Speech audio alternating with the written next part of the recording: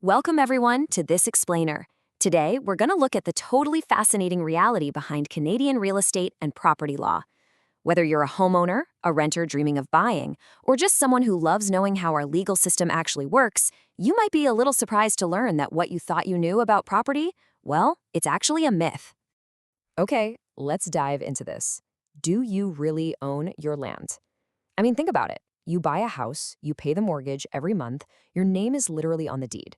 You look out at your backyard and think, yep, this is mine. But is it? We're going to question the absolute ownership of the very dirt your house sits on, because the legal truth is probably going to shift your entire perspective on what it means to be a property owner. To wrap our heads around this, we're going to break things down into 4 quick steps. First, the illusion of ownership. Second, the doctrine of estates.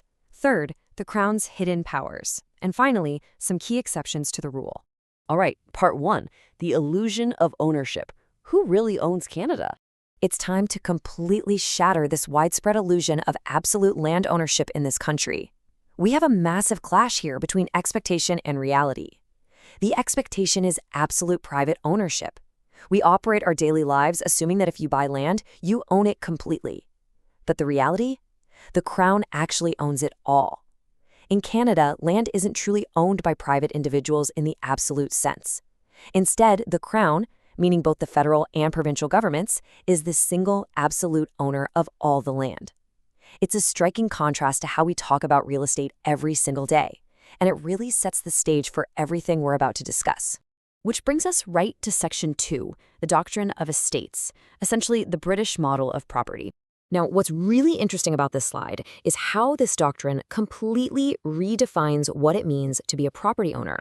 Because of the doctrine of estates, you don't actually own the physical land itself. What you own is an estate, which is basically an interest in the land. The absolute highest interest a private person can hold is called a fee simple estate. It's a right to possess and use the land for a specific period of time, but, and here's the kicker, it is ultimately held from the Crown. So you hold the interest, but the Crown holds the underlying title. But hey, even though you don't hold absolute title, a fee simple estate is incredibly powerful. It gives you the greatest bundle of rights possible for a private individual. We're talking about the right to use the land, sell it, lease it out, and pass it down to your heirs indefinitely. In everyday practice, having this specific bundle of rights feels exactly like absolute ownership, which is exactly why the myth of owning your land outright persists so strongly. Let's move on to Section 3. The Crown's hidden powers, and the real practical implications for homeowners. This is where we shift our focus from legal theory to real-world consequences. What does the Crown's underlying title actually mean for you as an everyday homeowner? Well, the fact that the Crown remains the absolute owner isn't just some historical quirk. It has tangible, practical legal effects. There are 4 primary ways this absolute ownership practically affects everyday property rights: expropriation, escheat, regulation, and subsurface rights. Let's break each of these down so you understand exactly how the system operates in the background. First up is expropriation. Because the Crown holds the ultimate title, it has the prerogative power to take privately held land for public purposes even without your consent.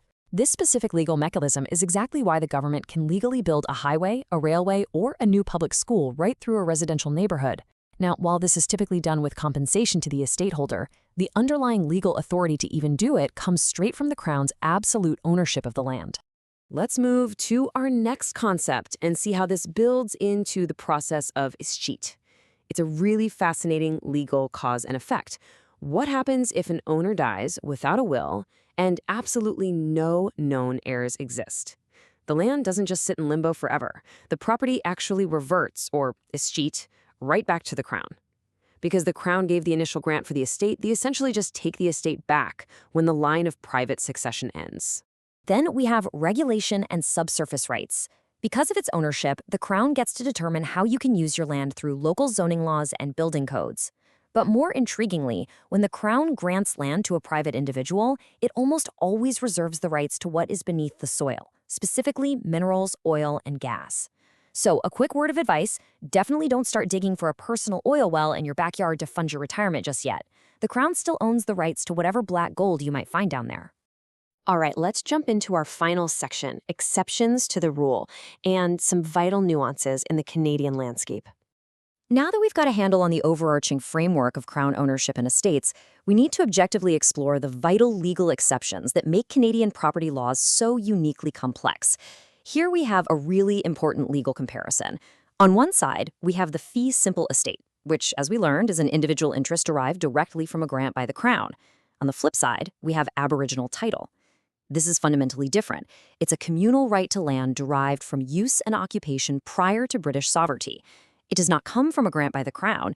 It completely pre-exists the Crown's assertion of sovereignty altogether.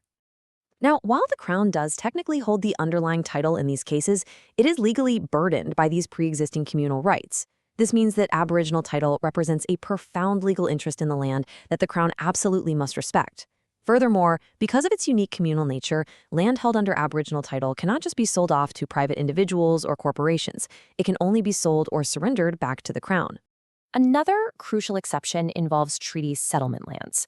Under modern treaties, we see entirely unique legal frameworks created. In these instances, some First Nations actually own their lands in fee simple, but with a massive addition: extensive governance authority over those lands. This uniquely blends the concept of fee simple ownership with broad jurisdictional and governmental power, creating a distinct and incredibly powerful model of land tenure within Canada. And this brilliantly illustrates a final fascinating point about jurisdiction. Get a load of this number: 1%. While we talk about the Crown owning everything, it's super important to distinguish between the provincial and federal levels of government. For example, out in British Columbia, only about 1% of land is owned specifically by the federal Crown. This includes things like national parks and Indian reserves.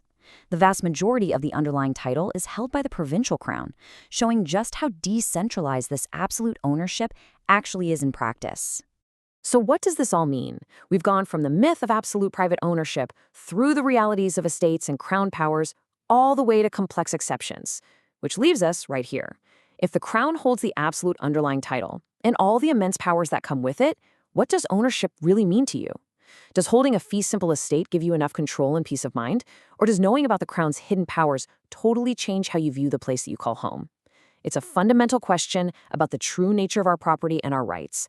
Thanks for joining me on this explainer. Keep asking the big questions, and I'll catch you next time.